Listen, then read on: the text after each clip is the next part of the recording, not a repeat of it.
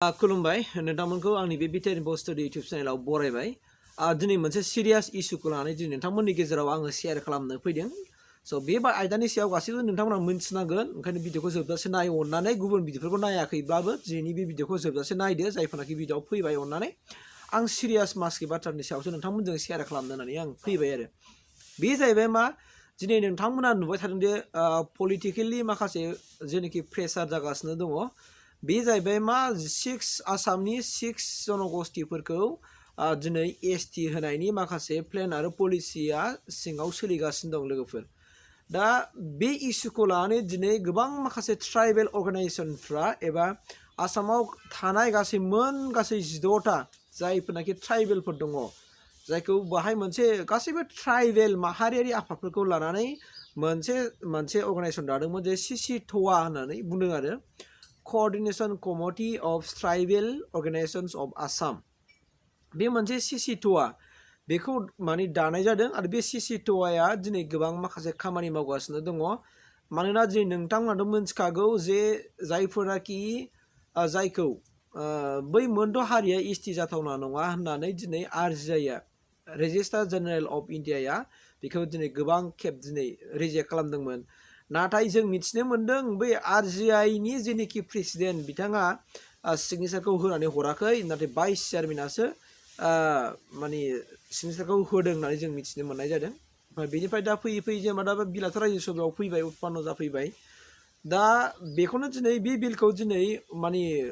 बिलखौ पास खालामनांसिगौ होननानै दिनै गोबां पलिटिकेल दैदेनगिरिफ्रा एबा एमएलएफ्रा एबा एमपिफ्रा दिनै रायलायगासिनो दं होननानै बुंदों। दा बे सिरियास मोनसे इस्यु आरो मिथिनाय बायदिबा आरो बे बाथ्राया माने रिल बाथ्रा आरोना। बे बाथ्राया जाहैबाय मा फैबाय थानाय जेनोखि लकसभा इलेक्सन जानो फैगासिनो दङ 2024आव। दा बिनि सिगांनो बिला पास जानायनि लामायाव दंसै, बे मोनसे जादों आरोना। दा बेखौ लानानै दिनै बे मोनद'था जेनोखि ट्राइबेल थाखानाय जायफोरनाखि ट्राइबेल बिसोरनि अर्गानाइजेसना एबा सिसिट'आ आरो अल आसाम ट्राइबेल संघआ दिनै गोबां माखासे दिल्लीयाव थांनानै माखासे उकिलफोरजों रायलायहैदों, जायफोरनाखि सिनियर एडभकेटफोरजों रायलायदों आरो ट्राइबेलनि माखासे एमपिफोरजों रायलायहैदों, दैदेनगिरिफोरजों रायलायदों मा प्लेन आरो पलिसि खालामोब्ला दिनै जों बे माबाखौ एसटि खालामनायखौ जों होबथानो हागोन।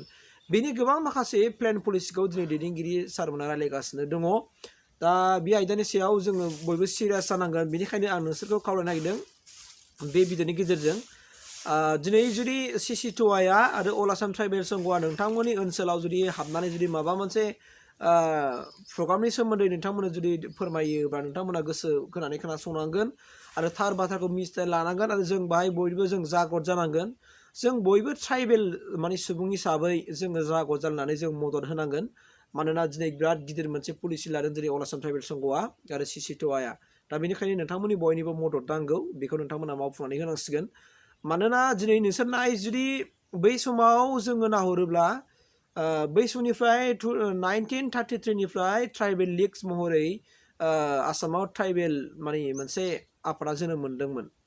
दा बेनिफ्राय जोङो दिनै फैयै फैनानै दिनैसिमबो दङ आरो गासैबो ट्राइबेल माहारिफ्रा दिनैसिम जागदाव दङ। दा बे बिथिंखौ नोजोर होनानै जोंनि गासैबो माखासे ट्राइबेल दैदेनगिरिफ्रा दिनैनि खार'नाव जोङो खामानि मावनांगौ जानानै फैबाय। मानोना दिनै जों नुदों जायफोरनाखि बे आहम आरो राजबंसि थानाय बे मोनसे हारिफ्रा दिनै जौगानाय देरगानाय लेखा फरायावबो होन जेरावबो होन। आरो दिनै नोंसोर मोनगोन आहमानो दिनै आसामखौ 600 बोसोर सालायबोदों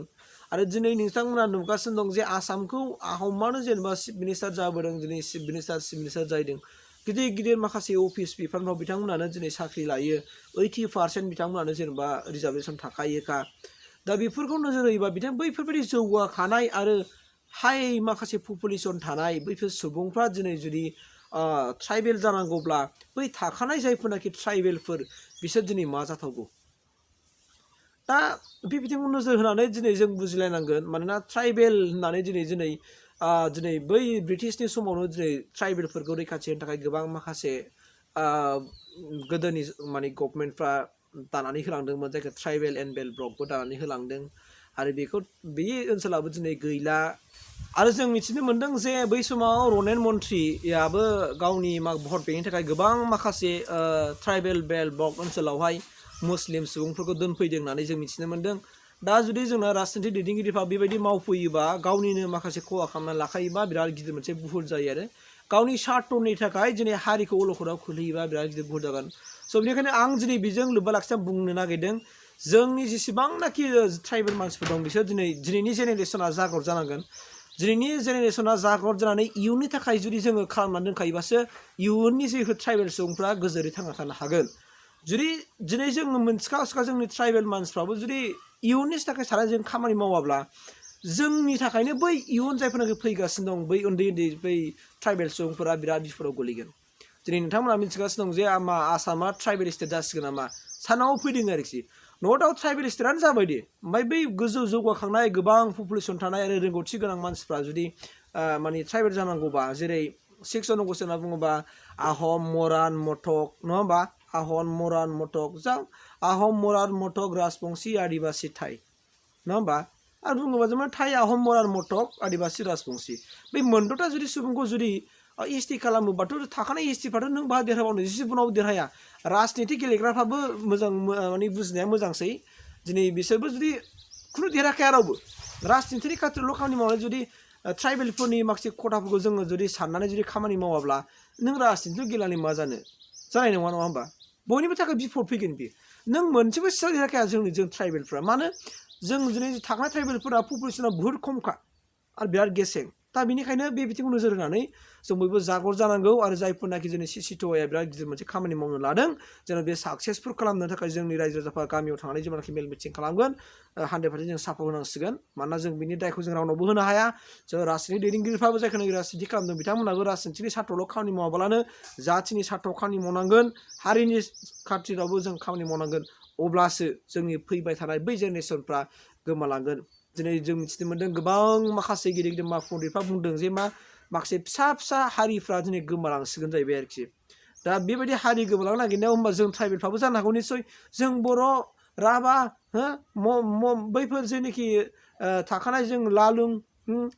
टिउबा बिदिनो गोबां दं जों गार'फोर बैफोरबादि 14था बै माने 14था जेनोखि 14था थाखानाय जायफोरनाखि एसटिफोर दं बिसोरबो गोमालांगोन नामा बिसोरो नामा लिस्टआव दङवा